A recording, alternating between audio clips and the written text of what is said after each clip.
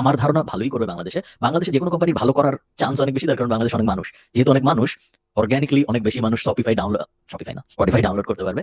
তার কারণ অনেক মানুষের কাছে আমরা একবারে রিচ করতে পারতেছি। এখন অনেক মানুষ Spotify এর সাবস্ক্রিপশন কিনবে নাকি অ্যাড ফ্রি এক্সপেরিয়েন্স পাওয়ার জন্য? এখানে আমার একটু সন্দেহ আছে। আমার মনে হয় না অনেক বেশি মানুষ অ্যাড ফ্রি এক্সপেরিয়েন্স পাওয়ার জন্য Spotify এর সাবস্ক্রিপশন কিনবে। তবে Spotify এর সুবিধা হলো Spotify যদি আপনাকে প্রিমিয়াম সাবস্ক্রিপশন নাও বেচে, তারপরেও Spotify আয় করতে পারবে। কারণ Spotify ৩ টা বা ৪ টা গান পর, পর অ্যাড দিবে। অনেকটা রেডিওর মডেলের মতো।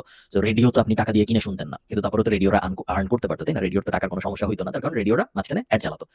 সিমিলার YouTube এও যা হয়। তো একই মডেলে Spotify ও আমার ধারণা বেশ ভালোই করবে। সাবস্ক্রাইবারের দিক থেকে অত ভালো নাও করতে পারে, বাট অ্যাড দিয়ে Spotify বেশ ভালোই জীবন চালিয়ে নিবে। আমরা Spotify এ সমস্যা হয়ে গেছে কি, আমাদের যেহেতু বাংলাদেশে মার্কেটিং সার্ভিস আমরা দেই না, এই কারণে বাংলাদেশে অনেক কিছু চাইলেও আমরা টেস্ট করতে পারি না।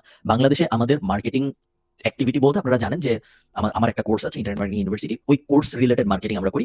প্রাইমারিলি ফেসবুকে অ্যাড দেওয়া হয় এবং মোটামুটিভাবে ফেসবুক অ্যাড দেওয়া ছাড়া আর কিছু করা হয় না আসলে। সো বাংলাদেশের মার্কেটের ডেটা আমাদের খুব কম কোম্পানির।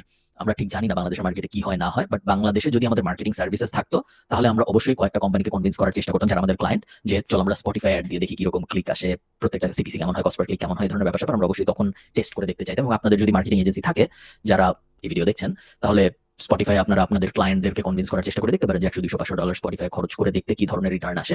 যখন কোনো প্ল্যাটফর্ম নতুন লঞ্চ হয়, টিকটক বলেন বা Spotify বলেন, যখন নতুন লঞ্চ হয় তখন অ্যাড এর খরচ অনেক কম থাকে।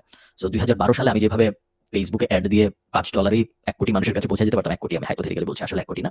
এখন তো তা সম্ভব না, তাই না? এখন $5 আপনি হয়তো 20,000 মানুষের কাছে যাবেন। কারণ এখন কম্পিটিশন অনেক বেড়ে গিয়েছে। বাট ফেসবুকের জায়গা তো সেমই অ্যাড দেখানোর। তো যেহেতু কম্পিটিশন বেড়ে গিয়েছে, এই কারণে সেম জায়গায় অ্যাড দেখাতে সাপ্লাই এন্ড ডিমান্ডের কারণে আপনার বেশি টাকা খরচ হচ্ছে। সো ওই সেম ব্যাপার Spotify এর সাথেও হবে, TikTok এর সাথেও হবে, সবার সাথেই হবে।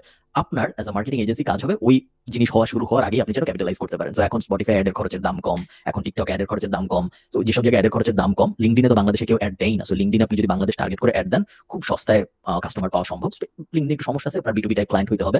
বাট ইন জেনারেল আমি বলছি, জাস্ট আইডিয়াটা বোঝানোর জন্য বলছি, যে যদি আপনি এমন মার্কেট প্লেস বা এমন সোশ্যাল মিডিয়াগুলো টার্গেট করেন অ্যাজ আ মার্কেটিং এজেন্সি, যেসব জায়গায় খুব বেশি মানুষ অ্যাড দিচ্ছে না কারণ ওই জিনিসগুলো নতুন, সেক্ষেত্রে আপনি খুব কম টাকায় অনেক বেশি মানুষের কাছে রিচ করতে পারবেন। Just normal science.